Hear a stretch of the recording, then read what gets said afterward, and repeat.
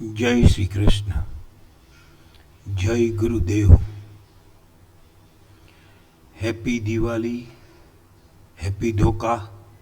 And happy new year. आइए, जैसे हमने लास्ट निफ्टी में या तो 22,000 से 21,000 या फिर 27,000 से 29,000 तक की बात की थी, उसको वापिस हम एक बार रिफर करने की कोशिश करते हैं।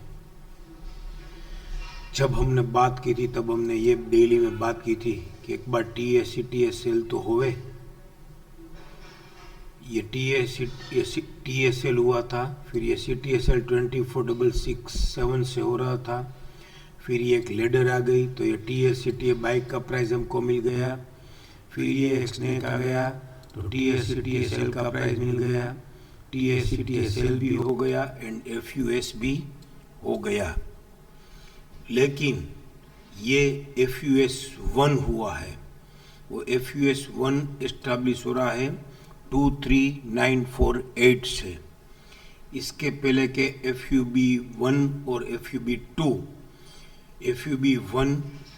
FUB 2 के दिन ही एस्टैब्लिश हुआ है और टर्न अराउंड और कपलिंग टर्न अराउंड भी हो गया है। अब ये FUB 2, इसका फॉलोइंग 261 भी लोअर साइड ट्रेड कर दिया है। तो ये FUB 2 का फॉलोइंग 261 लोअर साइड ट्रेड कर दिया, तो ये FUB 1 का फॉलोइंग 261 हमको चेक करना चाहिए। तो FUB 1 का फॉलोइंग 261 है 23,639 और ये FUS कंप्लीट टर्नर होने का प्राइस है 23,295। तो अभी तो सोफार 23,295 बहुत दूर है। तो फिर फिलहाल ये FUS एक बार एस्टैब्लिश होने के बाद में इसका फॉलोइंग 261 FUS 1 का 23948, जो कि उसी दिन वो ड्रिफ्टिंग सेल 261 आ गया था और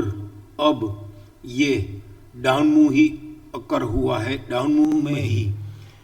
15 अक्टूबर, वैसे 16 अक्टूबर से डाउन मूव अकर हुआ है और हाईलाइटेड टॉप इसका है 25212 और वहीं से वो प्राइस ने उसको FUS के घर में एंट्री करवाया है। 25212 से वो बढ़ नहीं पाया और वहीं से वो FUS के घर में जाने को मजबूर हो गया। अब FUS होने के बाद ये कोई भी हाईलाइटेड बॉटम अप मूव चालू नहीं हुआ है और डाउन मूव कंटिन्यू में ही डाउन मूव एग्जॉस्ट हुआ और वो FUS 1 का BDP 24517 तक डिस्ट्रीब्यूट हो गया। यहाँ से तकरीबन 20 पॉइंट की दूरी रह गई और वो stop and use to buy भी हुआ था और वो वहाँ तक उसने BDP तक डिस्ट्रीब्यूट भी कर दिया है। अब कल 31 अक्टूबर को उसने along with WDP fresh resistance भी दिया है। एक बात उसने की है, फर्स्ट 15 मिनट में ही इसका हाई 24,372.45 था और वही उसका राइजिंग 11.8 TVHS था और उसका JWD 24380 है। तो एक बार के लिए अगर हम ये JWD को पेंडिंग मानते हैं और तो इसने फ्रेश रेजिस्टेंस भी हमको दे दिया है और अब आने वाले दिनों में आगे ये इसका फॉलोइंग 100 24130 जो इसका ड्रिफ्टिंग सेल है, PCDS है, लोअर साइड ट्रेड करेगा तो 23,914 से 23,723 और 23,400 तक भी आ सकता है। वो आगे हम हायर टाइम फ्रेम में भी समझने की कोशिश करेंगे। तो ये 24,130 आने वाले दिनों में अगर लोअर से ट्रेड करता है और ये stop and use to buy 24,065 और ये ड्रिफ्टिंग सेल 23,948 FUS एस्टैब्लिश होता है तो फिर अगर ये stop and use to buy reversal होता है तो उसका फॉलिंग 261 23,539 से 23,181 तक भी जा सकता है। वो आने वाले दिनों में बढ़ के पुल बैक हो के अगर ये 24,065 लोअर से ट्रेड कर देता है, ये stop and use to buy reversal sell हो जाता है, तो फिर आने वाले दिनों में पुल बैक हो के 23,500 से 23,181 तक भी जा सकता है। वो हम सबको मालूम है, कोई नई बात नहीं है। अब ये एफयूएस को एस्टैब्लिश होना और फिर ये एफयूएस एस्टैब्लिश हो जाएगा तो फिर जैसे हमने देखा कि एफयूबी 1 का इसके पहले का एफयूबी 1 का एफयूएस प्राइस जो कि ये कंप्लीट टर्न अराउंड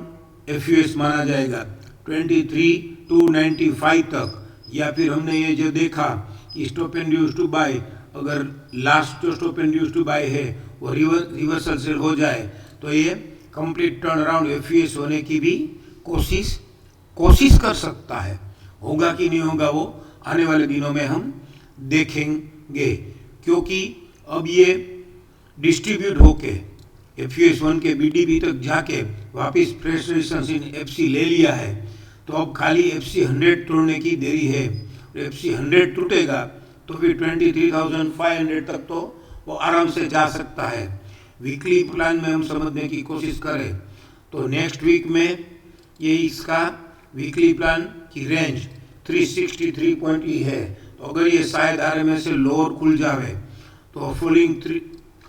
100 के पास 23,842 और 23,786 तोड़ने से पहले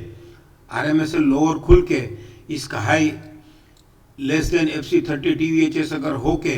ड्रिफ्टिंग सेल तोड़ते रहता है तो फिर 23,400 या 23,100 तक जैसे हमने डेली में देखा वैसे वीकली में भी समझ में आ रहा है, अगर ऐसा होवे तो राइट। अब हम इसका जो हमने पहले वीडियो शेयर किया था उसका ब्रीफिंग खाली कर ले तो ये एफयूबी 9 हुआ था, इसका राइजिंग 261 25662 उसने हायर साइड ट्रेड कर दिया है, फॉलिंग 261 आके राइट। तो फिर अब आने वाले दिनों में वो कैसे रिएक्ट करता है वो हमको देखना पड़ेगा, क्योंकि इसका फॉलिंग 261 दो बार आके 23,000 WDP 23,664 की बजाय 23,893 आके वापिस वो 25,333 24,753 और 26,277 करके वो वापिस उसका फॉलिंग 261 WDP या फिर फॉलिंग 261 23,428 आने की कोशिश कर रहा है। अब मंथली में उसको समझने की कोशिश करें तो लास्ट मंथ जैसे हमने बात की थी कि ये एफयूबी 7 अकर हुआ था और एफयूबी 7 का कैचिंग द फॉलिंग नाइफ का WDP था, तो उसका रियल सपोर्ट एफसी 100 अगर मानते हैं वैसे तो लोएस्ट प्राइस 24,377 ही मानी जाएगी, लेकिन इसका falling 100 catching the falling knife था तो इसका फॉलिंग 100 का TVLS 23,700 एक बार तोड़े तो फिर ये आने वाले दिनों में नीचे तक भी 22,000 से लेकर 21,000 तक भी जा सकता है। वो आने वाले दिनों में हम आने वाले मंथ में हम कोशिश देखने की कोशिश करेंगे। लास्ट मंथ अभी जो अक्टूबर मंथ खत्म हुआ उसमें इसने कैचिंग द फॉलिंग नाइफ का WDP भी तोड़ा और फॉलिंग 100 भी तोड़ा, लेकिन ये एफयूबी का फॉलिंग 100 23,700 आने वाले दिनों में तोड़ता है कि नहीं वो अवश्य देखना पड़ेगा। अब नया नवंबर मंथ में समझने की कोशिश करें तो इसका फॉलिंग 38 लोअर बैंड 23,500 से 23,321 है। हम क्यों बार बार 23,500 की बात कर रहे हैं, क्योंकि हम डायरेक्ट ये हाफ ईयरली प्लान को समझने की कोशिश करें तो हाफ ईयरली ट्रेडिंग प्लान में हमने पहले भी बात की हुई है, ये ट्रेडेबल नहीं है, लेकिन उसका विजन, उसका टारगेट, उसकी जर्नी हमको समझ में आ सकती है। तो ये ICRC और हायर गैप खुल के एक्टिव रेजिस्टेंस लेके stop and use to buy हो गया है, तो इसका क्लाइंबिंग बाय 26,348, राइजिंग 61, उसका सपोर्ट 21,673, फॉलिंग 61 है। लेकिन ये हायर गैप होने के बाद, हायर गैप होने के कारण इसका न्यू बीडीपी 23,457 से लेके बीडीपी 23,000 तक वो आ सकता है। कब आ सकता है? जब ये आने वाले मंथ में इसकी हाफ ईयरली की इमीडिएट लो टाइम फ्रेम, वीकली का फ्रेश रेजिस्टेंस इन एफसी लेने की कोशिश करें, लेकिन ये एलोंग विथ डब्ल्यूडीपी नहीं मिल रहा है, क्योंकि ये अक्टूबर महीना खत्म हो गया। अक्टूबर, नवंबर, दिसंबर क्वार्टरली का 3 महीना ही होता है। अब आने वाले दिनों में ये 23,971 जो कि हमारा डेली का एफयूबी का, एफयूएस का एस्टैब्लिश प्राइस है, और एफयूएस एस्टैब्लिश होगा, क्वार्टरली में फ्रेश रेजिस्टेंस लेगा, तो इसका फॉलिंग 100 भी 23,427 से लेके 23,160 ही है। तो ऐसे हर जगह हमको ये मंथली में भी, नेक्स्ट मंथ अगर नवंबर मंथ में आईसीएफसी खुल के सीधा लोअर बैंड के पास अवेलेबल होता है, तो और ये हाफ ईयरली टाइम फ्रेम का गैप भी अगर खत्म करता है, active resistance and stop and deuce to buy करके